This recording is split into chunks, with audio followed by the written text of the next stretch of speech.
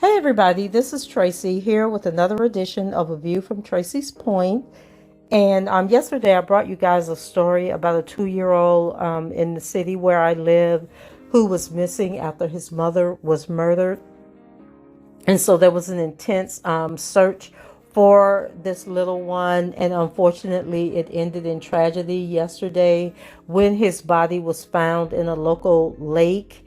And he was actually in the mouth of an alligator. And if you know anything about Florida, we have a lot of alligators. And in the city where I live at, this particular lake is known to be inhabited by alligators. And sometimes, like during mating season, which we're in mating season now, the alligators will actually travel through the sewers and stuff and go, looking for food and other bodies of water. We actually had a story about 2 weeks ago, the subdivision near where I live at, where there was actually an alligator walking down the street. Now, the thing about alligators is they usually don't attack human beings unless they are provoked. And so the fact that this particular alligator had the 2-year-old in his mouth is not indicative of of him attacking the little one or trying to consume him. The alligator may have thought he was protecting the baby, may have thought it was a baby alligator that he had found on the shore and was trying to take it out into the water. Like, we really won't know until the autopsy is done on what the official cause of death is. But if I had to speculate, having lived in Florida my entire life, if I had to speculate, I would say that the baby was already deceased and maybe left like in some of the seagrass, because around Lake Vista, not Lake Vista, around Lake Maggiore, there's really tall seagrass, like probably 4 feet tall. And it grows wild all around this lake, around the shores through neighborhoods. And where this baby was found is actually a park, and which is like, the lake is massive. Okay, I'll say that it's a massive lake. And so there's different areas. There's like I would say two sides of it, shores up against a nature trail and a nature park. And then another fourth of it is backs up to neighborhoods, and then the other fourth of it is actually along a street here in the city. And so the part where they found little Talon is the park. And so people go to the park. They have like a water system, water splash park portion. And so it was over in that area, and I point that out to say that people are at that park every day, all the time, and you see the alligators out there, but they don't bother people unless people bother them.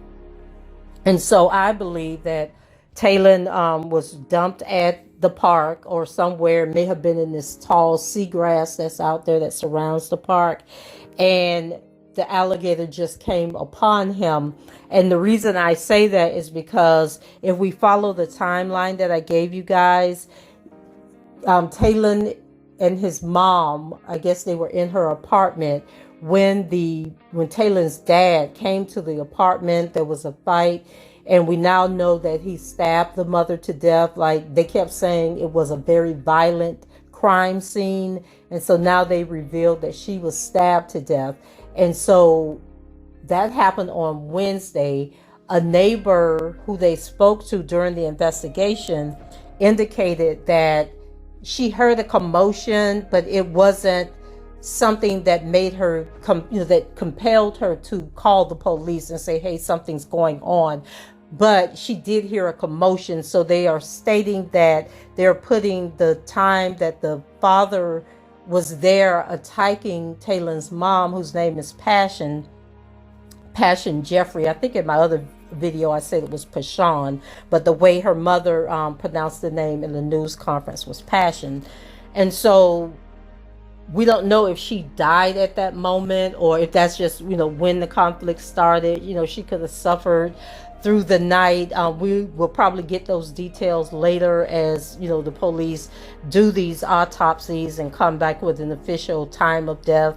Following that commotion, when the time that the neighbor said that the commotion took place, then we know that Taylor's dad, whose name is Thomas Mosley, he went to his mother's house that same night, and that was around 9:30 p.m. on Wednesday night. And so he was covered in cuts and scratches on his arms and his hands. His mother told him to go to the hospital. And so he went to the hospital, and he's actually still in the hospital. So we don't know the severity of those cuts. Did he sustain those cuts when he was attacking Passion and killing Passion? We don't know. Or did he try to kill himself, and, cut himself, maybe cut his wrists and that type of thing, and was, too much of a coward to do it to the point, where he actually took his life? Or, if he cut himself just trying to make it seem, to form an alibi to say that he, they were fighting and that, Passion did something to him.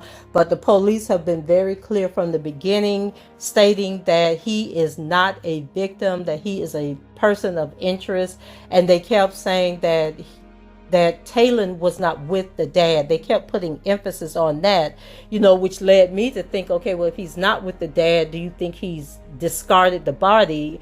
Do you think he gave the body to somebody else? But then as time went on, it was like he couldn't have given the body or given the baby, dropped the baby off with somebody else, the mother or another relative or a friend, because that person, learning that Passion had passed away, would have come forward and say, hey, I have the baby. They wouldn't have allowed the city of St. Pete Police Department to be all over the city searching for this baby, dragging lakes and, going through. They hauled off the dumpster at the apartment complex. And so where they found the mother at in her apartment is miles away from where they actually found Taylor. So somebody had to transport Taylor from that apartment to where he was eventually found. And so here is an article that was in the Tampa Bay Times, which is our local newspaper. And it says that St. Petersburg police announced that Taylor Mosley's body was found in an alligator's mouth, and his father has been charged with 2 counts of first-degree murder.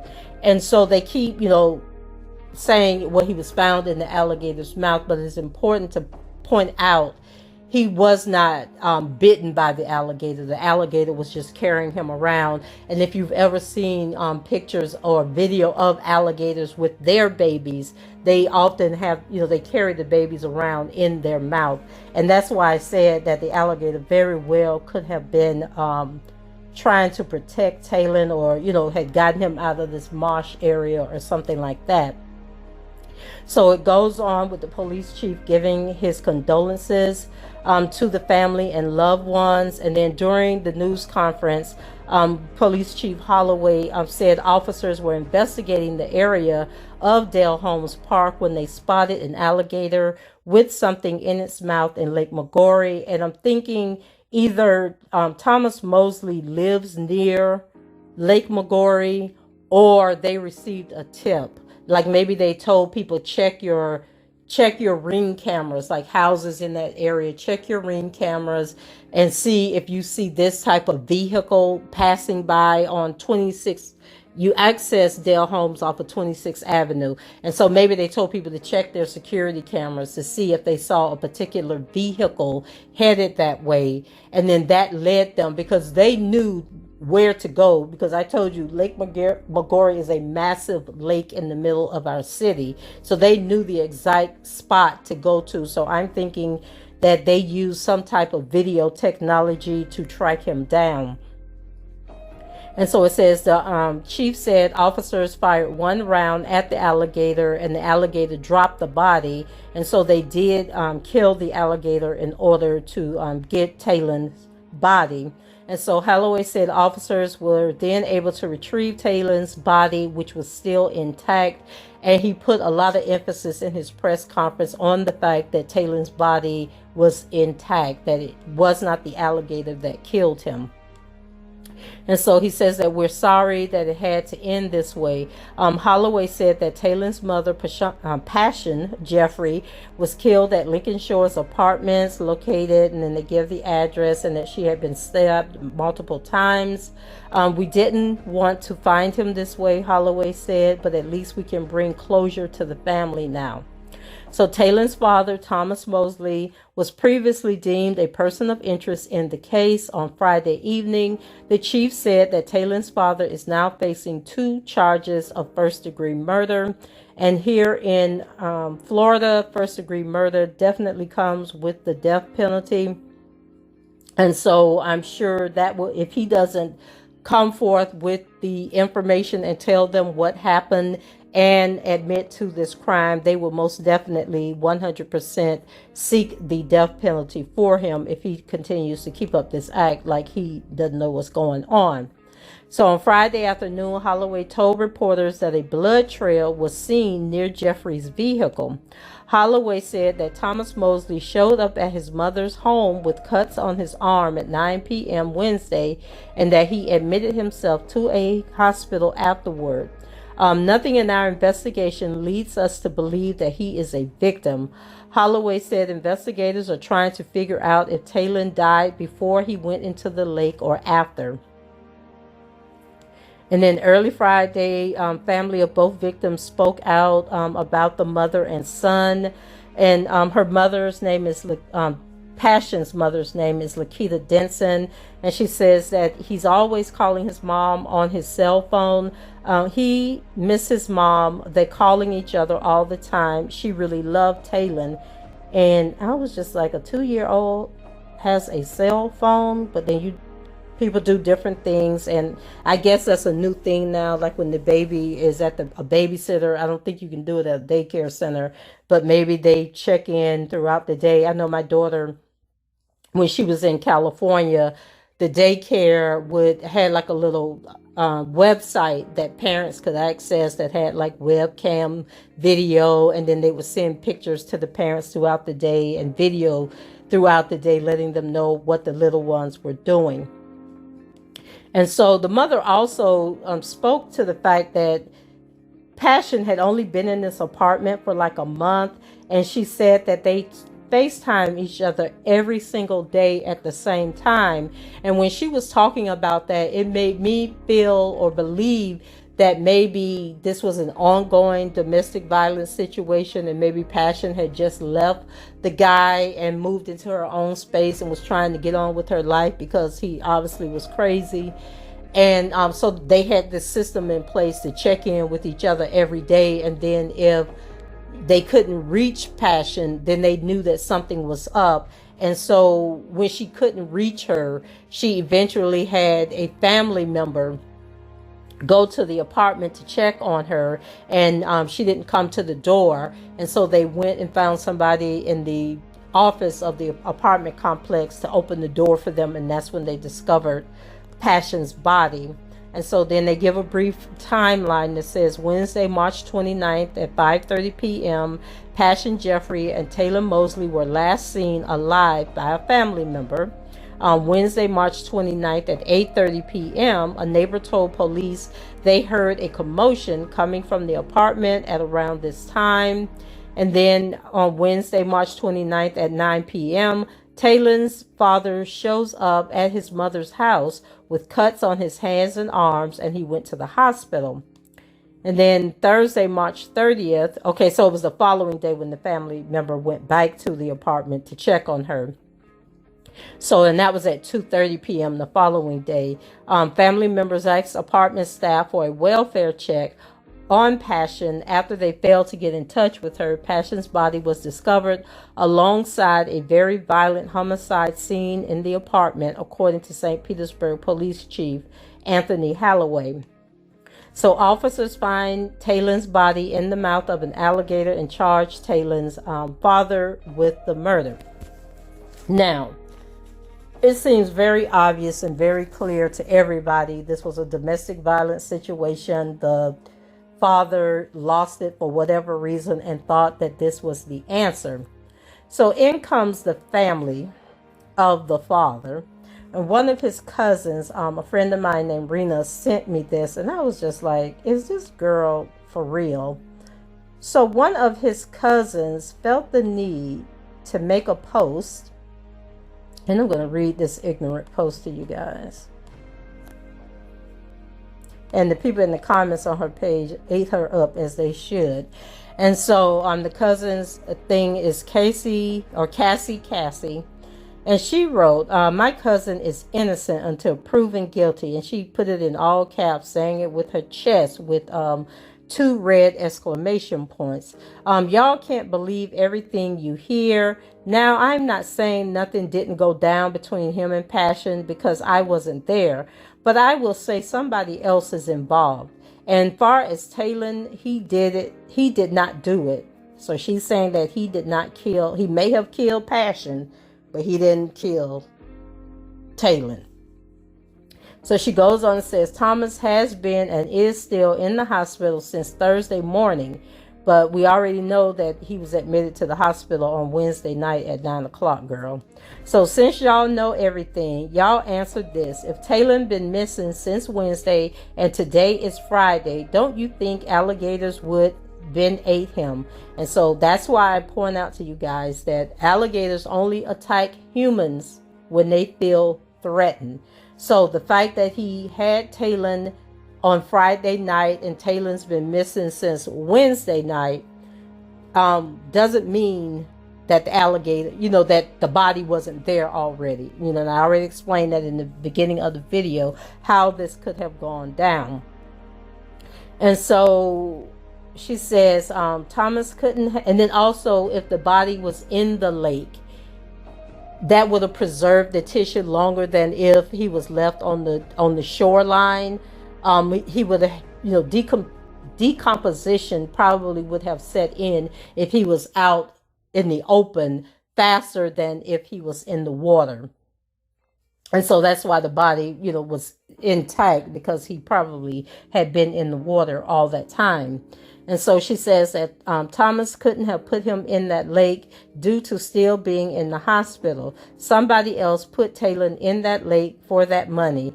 Now argue with your mamas. Okay. And when she's talking about money, I'm assuming money that was offered for information to his return, because he was part of an Amber Alert.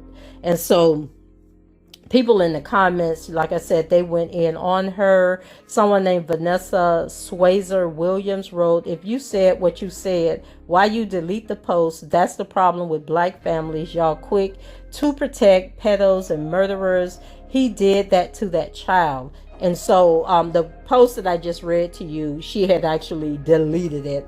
Someone sent that post to me. And then this is another post on Facebook where the Cassie girl is steady defending what she wrote.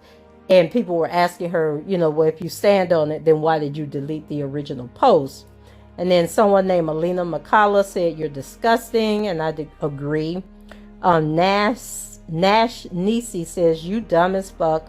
I hate this. You should have not said anything.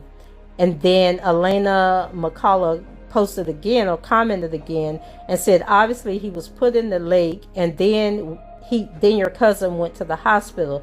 Alligators don't even eat people for real. If you did your research, slow one. So that's why they found him there still. You don't want to believe your cousin could do this, but if he can kill his child's mother, you can't put nothing past him. And I agree with that wholeheartedly.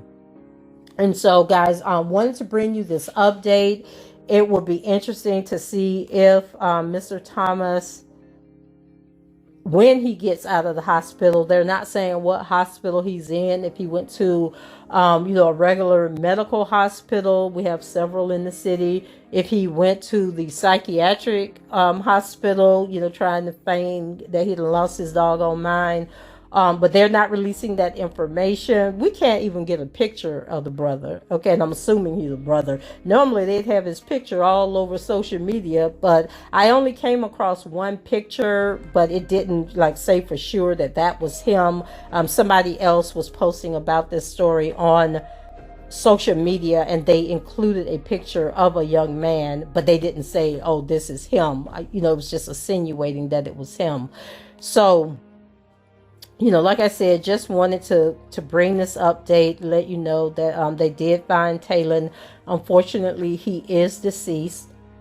And so just prayers going out to his family and to his mother, Lakita Denson. She's going to need all the love and prayers that she can get. She just looked, oh my God, I just couldn't even imagine or want to imagine what the pain that she is going through right now.